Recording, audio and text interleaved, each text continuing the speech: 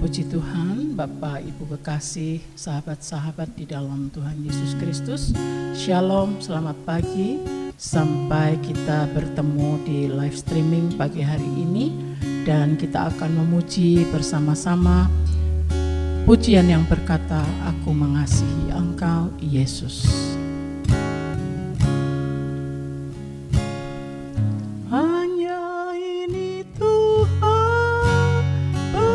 Persembahanku, segenap hidupku, jiwa dan ragaku, sebab tak kumiliki harta kekayaan seumur hidupku.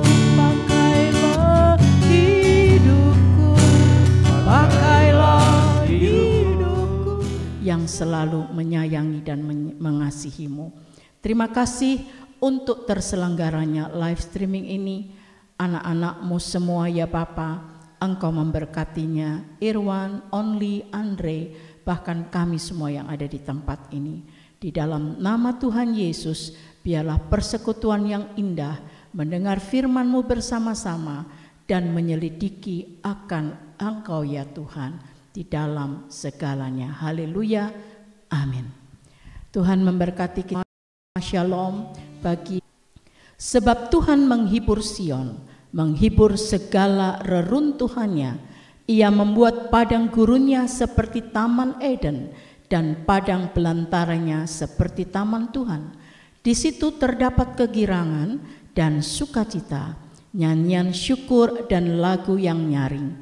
Perhatikanlah suaraku, hai bangsa-bangsa, dan pasanglah telinga kepadaku, hai suku-suku bangsa, sebab pengajaran akan keluar daripadaku dan hukumku sebagai terang untuk bangsa-bangsa.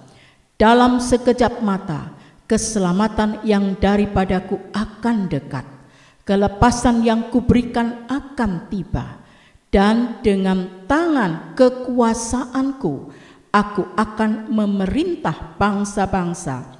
Kepadakulah pulau-pulau menanti-nanti, perbuatan tanganku mereka harapkan. Arahkanlah matamu ke langit dan lihatlah ke bumi di bawah. Sebab langit lenyap seperti asap, bumi memburuk seperti pakaian yang sudah usang, dan penduduknya akan mati seperti nyamuk. Tetapi kelepasan yang kuberikan akan tetap untuk selama-lamanya, dan keselamatan yang daripadaku tidak akan berakhir. Dengarkanlah aku, hai kamu yang mengetahui apa yang benar, hai bangsa yang menyimpan pengajaranku dalam hatimu. Janganlah takut jika diaibkan oleh manusia, dan janganlah terkejut jika dinista oleh mereka. Sebab ngengat akan memakan mereka seperti memakan pakaian, dan gegat akan memakan mereka seperti memakan kain bulu domba. Tetapi keselamatan yang daripadaku akan tetap untuk selama-lamanya, dan kelepasan yang kuberikan akan lanjut dari keturunan kepada keturunan. Puji Tuhan, ini adalah firman Tuhan pada hari ini, Minggu 29 Maret 2020, dan kita melihat bagaimana kalau kita bisa menyadari di hari-hari terakhir ini, Bapak Ibu kekasih di dalam Kristus Yesus, kita tahu bahwa akan ada kebenaran yang hakiki yang dibuat oleh kuasa ilahi itu.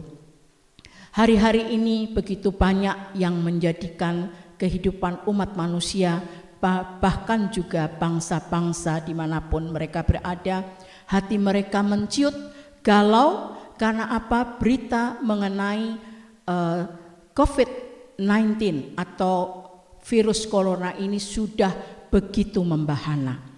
Begitu juga timbul hoaks atau tipu daya manusia yang bukan hanya meneduhkan atau membuat spirit roh menyala, tetapi justru membuat down para pendengar ataupun para pemirsanya.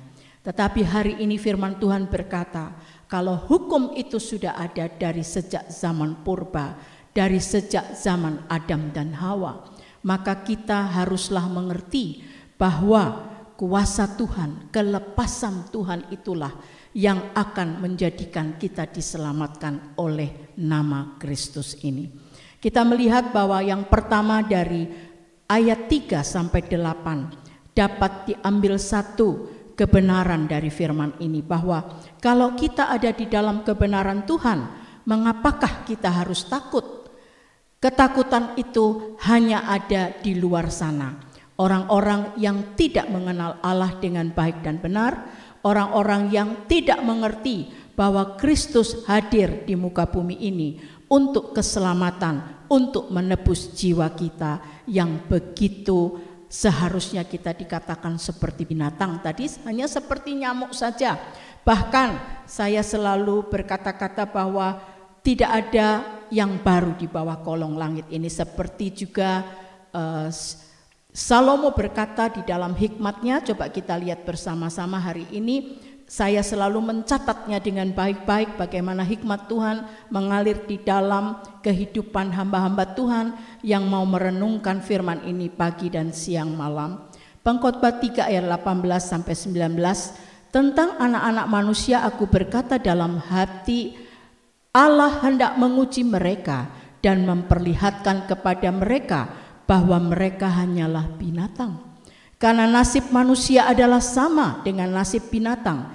Nasib yang sama menimpa mereka. Sebagaimana yang satu mati, demikian juga yang lain. Kedua-duanya mempunyai nafas yang sama. Dan manusia tidak mempunyai kelebihan atas binatang. Karena segala sesuatu adalah sia-sia. Dan saudaraku yang kekasih di dalam Tuhan Yesus, ketika ada kata-kata kita hanya seperti nyamuk, lalu bagaimana kalau Tuhan hadir begitu kasih kepada dunia dan semua bangsa-bangsa yang ada? Kita seharusnya respon hari-hari ini bahwa kita diambil dan dipilih oleh Tuhan untuk mengasihi Dia setiap hari, setiap saat. Bukan hanya hari ini saja, besok tidak, lusa tidak, kemudian ada malapetaka baru bergerombol lagi berdoa dan berdoa. Tidak seperti itu. Tetapi firman Tuhan berkata, ini juga untuk PR kita bersama nanti, ibu kekasih, bapak-bapak yang ada, untuk PR kita di rumah masing-masing, coba baca di Roma 8 ya. Di sana berkata tentang hal-hal yang luar biasa. Kita mencoba untuk melihat bagaimanakah hidup kebenaran yang sesungguhnya. Di sana ada perikop berkata, Roma 8, hidup oleh roh. Waktu kita sudah membaca merenungkannya baik-baik, hari ini kita introspeksi bersama. Apakah kehidupan kita ini masih jauh daripada usaha kita untuk mendekatkan diri kepada Tuhan? Apakah fondasi kita sudah aman ketika malapetaka itu terjadi? Ini yang menjadi satu esensi di dalam kehidupan pribadi manusia masing-masing. Sebab dikatakan bahwa hiduplah oleh roh, maka engkau akan hidup, tetapi kedagingan akan mematikan. Dan ketika kita hidup oleh roh, Roma 8 pun berkata bahwa kita akan berseru, ya Aba, ya Bapa. Oleh roh juga bersaksi bersama dengan roh kita bahwa kita adalah anak-anak Allah. Bukan main Bapak Ibu kekasih di dalam Kristus Yesus. Begitu sayangnya Tuhan Yesus kepada kita, tetapi sering kita tidak merespon kasih sayang Tuhan yang sedemikian dalamnya, lebar dan tingginya. Dan bukan main, ibu sendiri sering menangis, sedih untuk melihat bagaimana gereja yang di hari-hari terakhir ini juga seharusnya dipersiapkan untuk menjadi gereja mempelai Allah yang sungguh, di mana jiwa-jiwa yang ada harus dipersiapkan dengan baik, seperti menjadi 5 gadis yang bijaksana yang selalu ada minyak di dalam bejana masing-masing. Kalau sudah begini, COVID-19 bahkan sudah terjadi pada seluruh negara, ada 170 negara lebih yang sudah terinfeksi. Apakah sebetulnya ini? Apakah ini hanya permainan dunia saja? Apakah ini hanya yang disebut dengan sesuatu yang terjadi secara biasa-biasa? Tidak. Ini adalah penghukuman ilahi.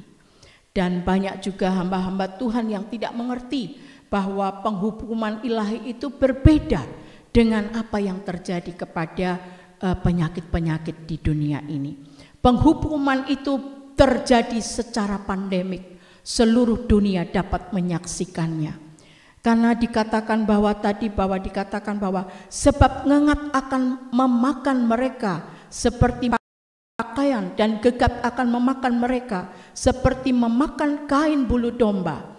Tetapi keselamatan yang daripadaku akan tetap untuk selama-lamanya, dan kelepasan yang kuberikan akan lanjut dari keturunan kepada keturunan. Kalau kita sudah mendengar firman ini, bahkan merenungkannya, bagaimana keturunanmu hari ini? Sebagai seorang hamba Allah, adanya COVID-19 ini tidak hanya percuma saja, tetapi kita juga mengucap syukur kita ada di dalam rumah masing-masing, tidak izinkan keluar berkumpul-kumpul, tetapi disitulah kita bisa melihat siapakah mama kita, siapakah papa kita, siapakah anak-anak kita. Tidak perlu ciut hati, tidak perlu gentar, karena Tuhan berperkara dengan kita. Filipi 2 ayat 12 berkata, tetaplah kerjakan keselamatanmu, hai saudara-saudaraku yang kekasih. Kamu senantiasa taat, karena itu tetaplah kerjakan keselamatanmu dengan takut dan gentar. Bukan saja seperti waktu aku masih hadir, tetapi terlebih pula sekarang waktu aku tidak hadir. Artinya, bahwa waktu ada pendeta di gereja atau sekarang kita di rumah masing-masing pun, keselamatan tetap kita kerjakan dengan takut dan gentar. Dan kita tahu bahwa kesudahannya itu akan terjadi. Tuhan berkata bahwa sudah singkat, dan kita lihat tadi bagaimana di dalam Yesaya 51, dalam sekejap mata keselamatan yang daripadaku akan dekat, ayat 5. Kelepasan yang kuberikan akan tiba, dan dengan tangan kekuasaanku aku akan memerintah bangsa-bangsa. Kepadakulah pulau-pulau menanti-nanti, perbuatan tanganku mereka harapkan. Kita semua sedang berharap-harap Bapak Ibu, tetapi tidak ada kecemasan. Bukan harap-harap cemas, tetapi harap-harap di dalam kepastian untuk menunggu kehadiran Tuhan yang kedua kali di bumi ini, menjejakkan kaki di Bukit Zaitun seperti pada waktu ia terangkat ke sorga. Saudaraku yang kekasih, sahabat-sahabatku di dalam Kristus, marilah kita tundukkan hati kita, introspeksi masing-masing. Dengan adanya kita ada di rumah ini, kita boleh melihat anak A, B, atau C yang masih belum dewasa, kita dewasakan rohaninya dengan firman Tuhan yang benar. Dan kita semua menjadi papa mama yang bisa meneladani bagi anak-anak keturunan kita. Dan saya percaya gereja kita semakin lama akan dipersiapkan, orang-orang datang berlutut menyembah Dia di dalam roh dan kebenaran, karena itulah yang akan terjadi di hari-hari terakhir ini. Dan last but not least, kita akan melihat bahwa Roma 8 ayat 28 berkata, kita tahu sekarang bahwa Allah turut bekerja dalam segala sesuatu untuk mendatangkan kebaikan bagi mereka yang mengasihi Dia, yaitu bagi mereka yang terpanggil sesuai dengan rencana Allah. Zakaria berkata 2/3 akan dibinasakan. Tinggal 1/3, itu pun harus diuji, ujian seperti di dalam api. Apakah kita siap? Janji Tuhan adalah janji yang teruji, murni bagaikan perak, kata Mazmur 12 ayat 7. 7 kali dimurnikan dalam dapur peleburan di tanah. Jadi bagaimana dengan diri kita masing-masing? Apakah kita juga sudah teruji baik-baik? Apakah fondamen kita sudah kuat untuk bersama-sama kita menyaksikan kedatangan yang sangat singkat? Tuhan Yesus datang kembali menjemput saleh-salehnya. Tetapi tentunya saat ini dia sedang mencari jiwa-jiwa yang berkualitas, jiwa yang dapat dikatakan mempelai yang sempurna. Bukan anak-anak kecil lagi, bukan orang-orang yang dulu lagi, yang lama telah berlalu, tetapi yang sekarang adalah ya dan amin. Tuhan memberkati kita semua. Padang gurun akan kita lewati, semua akan kita lewati, sebab Tuhan akan membuat padang gurun seperti Taman Eden, seperti mula-mulanya Ia memberikan kepada Adam dan Hawa. Tuhan Yesus mengasihi kita semua. Kita akan bersama-sama memuji dan berkata, Tuhan, ini aku mengucap syukur kepadamu, mengucap syukur di dalam segala perkara, karena Engkau baik. Mengapa Engkau menghajar bumi? Supaya ada pertobatan. Sebab duka cita menurut kehendak Allah membawa kepada pertobatan dan membawa kepada keselamatan. Dan tidak ada penyesalan di sana, karena kita semua sama-sama berubah di dalam kehidupan pribadi kita masing-masing.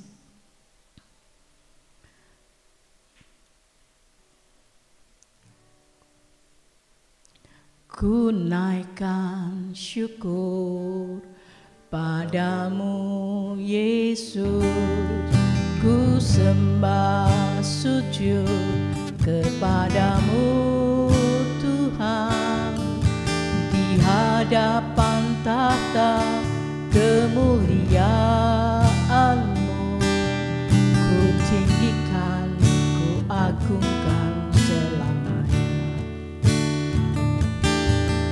Segala puji syukur bagimu, ku tinggikan namamu selalu. Kemuliaan hanya bagimu, terpujilah namamu, oh segala puji syukur bagimu, ku tinggikan namamu selalu. Kemuliaan hanya bagimu, terpujilah namamu, segala puji syukur bagimu, ku tinggikan namamu selalu. Kemuliaan hanya bagimu, terpujilah namamu, oh Bapa. Ku berseru kepadamu,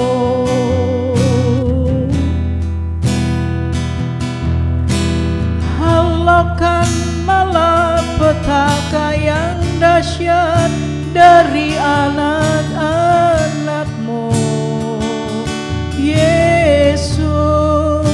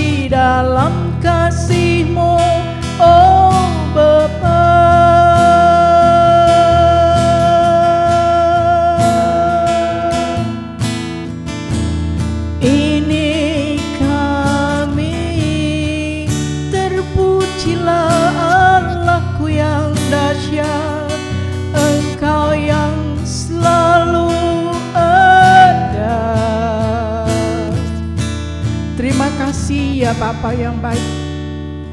Ketika alam berbicara, gempa, tsunami, likuifaksi, banyak orang yang hanya meremehkan Engkau saja. Tetapi ketika penghukuman-Mu nyaris ke semua negara yang ada, kami tahu itu adalah penghukuman dari tata sorga. Begitu banyak kebinasaan yang terjadi ya Bapa, sehingga orang-orang yang tidak punya sandaran, tidak ada fondasi yang kuat, tidak ada kebenaran firman yang menjadi rema di dalam setiap hidupnya, mereka mulai takut, galau. Siapapun Tuhan, tidak ada yang dapat berkata, aku kuat hari-hari ini. Semua mata tertuju kepadamu, dan Engkau yang mau akan terjadi pertobatan massal di negeri-negeri ini Bapa. Seperti Engkau berkata, akulah pemimpin bangsa-bangsa itu.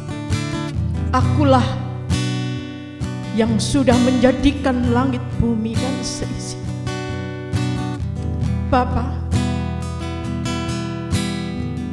biarlah kami ada di dalam perlindungan kuasa darah anak domba itu, sehingga Mazmur 91 bukan janji yang kosong, tetapi benar-benar kami dapat menikmatinya ketika hati kami melekat kepadamu.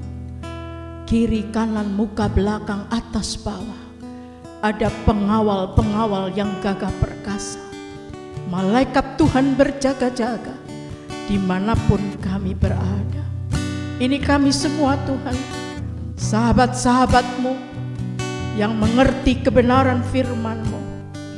Jangan ada satupun yang gagal, jangan ada satupun yang terhilang, sebab Engkau sangat mengasihi dan menyayangi kami.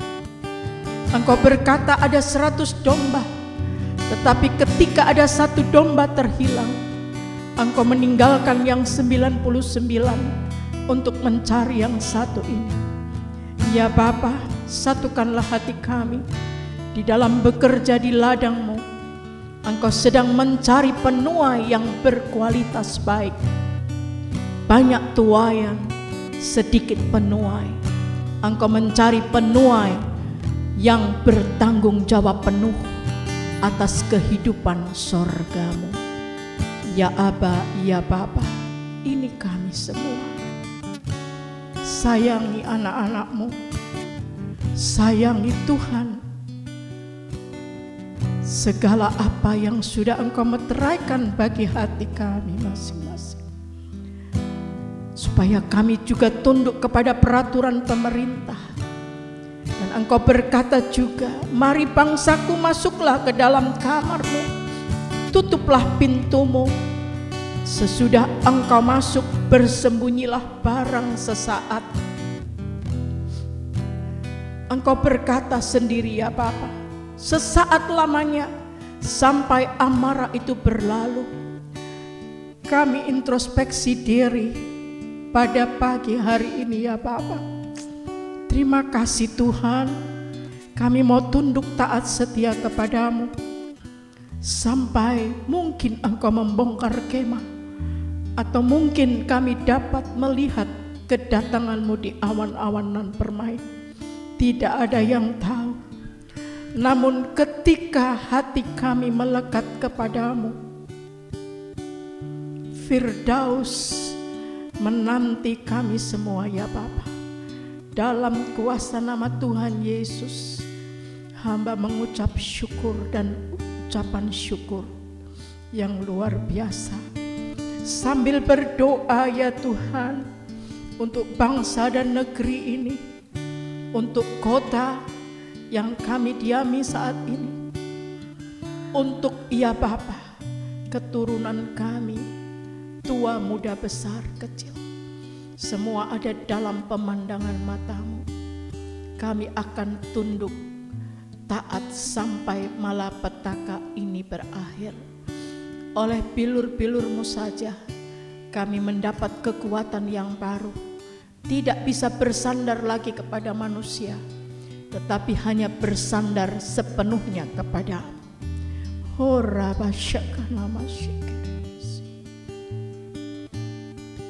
Hamba menangisi negeri ini, hamba menangisi anak-anak-Mu, supaya mereka lebih bertobat datang kepadamu, bukan dengan akal-akalan pikiran mereka yang sempit, tetapi benar-benar dari sanubari yang paling dalam, mencintai Engkau, mengasihi Engkau sampai selama-lamanya.